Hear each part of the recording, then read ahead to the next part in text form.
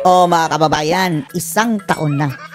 Isang taon na pala simula nung lumantad ito si Cathy Binag mga kababayan. At hanggang sa ngayon, wala pa rin kumakasa sa kanyang challenge mga kababayan dito sa kanyang mga inaakusahan. Naitago na lang natin sa pangalang Nagba at Admiral mga kababayan at dagang nila. Diba? Sinabi niya mga kababayan, nakita niya mismo in her own eyes. Eyewitness mga kababayan na bumabatak itong si Ngagnag. Inalok din siya ng pulburon ni Admiral. At ang nakakapagtaka mga kababayan, ni isang mainstream media walang pumick up dito. Oh, wala man lang nag-interview kay Cathy Binag mga kababayan. Hindi siya kinasuhan nga. Ang dami niyang minention na pangalan mga kababayan ha. Okay lang si BBM, 'di ba? Hindi pwedeng magsampa ng kaso si BBM. Pero how about Admiral? How about yung kanyang ex-husband na kabatakan daw di umano ni BBM mga kababayan? Wala. Wala ring denial na nagsabing, oh, hindi totoo yan, hindi totoo yan.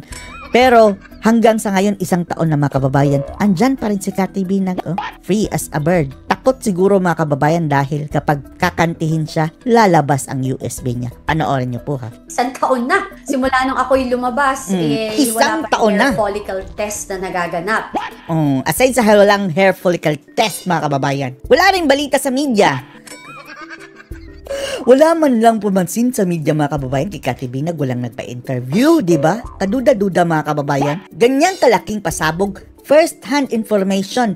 At eto si Cathy Binag mga kababayan is a credible witness dahil barkada ng kanyang partner mga kababayan ang mag-asawang Nagba. At sinama-sama siya mga kababayan sa mga tripping nito. So hindi nila madidiscount mga kababayan na itong mga testimonya ni Cathy Binag. Maganda sana yung offer ni Senator Tito Soto na si One Ball for Senate. Sana una ring ang gumawa nun para maging magandang ehemplo is ang ating presidente mismo, di ba? Sige Soto, umpisahan mo sa sarili mo. Kayo, good job Zubiri. Napadrag test si Zubiri mga kababayan. Mag-volunteer kayo, 24 na senador mga kababayan. Para ma-challenge si BBM. Ang problema dito mga kababayan, di ba mayroong isang staff si Robin na sumabit daw mga kababayan. Di umano, hindi pa napatunayan mga kababayan. Naamoy lang ha. Naamoy lang daw, tapos siya ang napagbintangan. Di ba freak out mga kababayan? And then nag-resign pa sa kanyang posisyon. Bilang chief of staff ni Senator Robin. Ganyang mga ordinaryong mga tao mga kababayan, big deal nga sa atin, sa lahat ng sambayan ng Pilipino, na mere suspicion pa lang yun mga kababayan ha. How much more ang presidente mga kababayan na hindi tatalima dyan sa hamon na hair follicle test na siya ang nagmamaneho sa ating bansa. Diyos mio, Marimar. Para matapos na to nang magkaalaman na. Magkaalaman na. Na to. Pero sabi nga kahit naman magpa-hair follicle test yan ngayon or paano kung nagpa-ano na yan? Nagpa-cleansing na. Kahit nagpa-cleansing na siya mga kababayan, kung patuloy pa rin siyang gumagamit, yan ang problema. Kung talagang tutuusin mga kababayan, kung gumamit lang siya 2012, gaya ng sinasabi ni Cathy Binag. Tapos, example lang ha, tumigil. No big deal mga kababayan. Lahat naman mayroong pagkakamali mga kababayan. Kung kanya itong tinama noong 2012 pa lang, no big deal. At wala rin kaso dyan mga kababayan dahil ang impeachable lang kung sa panahon na siya ay presidente, bumabatak siya. Kung ganyan ang case mga kababayan, bakit ka pa matatakot? 2012 pa yun. Example lang ha, example. Magne-negative ka na mga kababayan kahit kalbuhin ka pa dyan, kunin lahat ng buhok mo. Wala ka nang makikita. Diba? Mas lalong magbe-benefit ka mga kababayan kapag magpapatest ka. At masasabi mong, negative ako, isasampal ko sa inyo mga tumatawag sa aking Ngagnag. Malilinis niya sarili niya once and for all. Dahil mga ordinaryong mga mamamayan nga mga kababayan, mga manggagawa, sibak.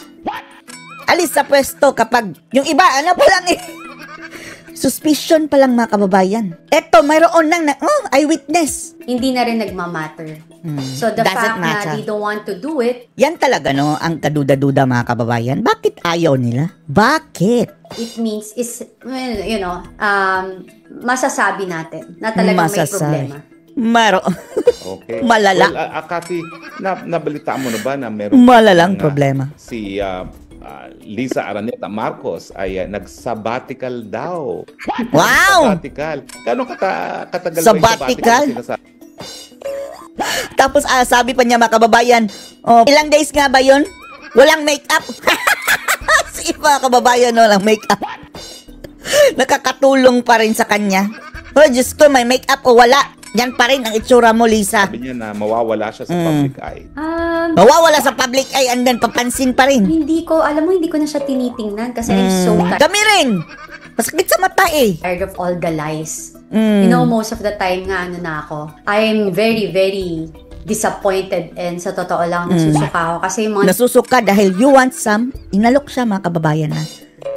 Ito na lang isipin niyo mga kababayan na.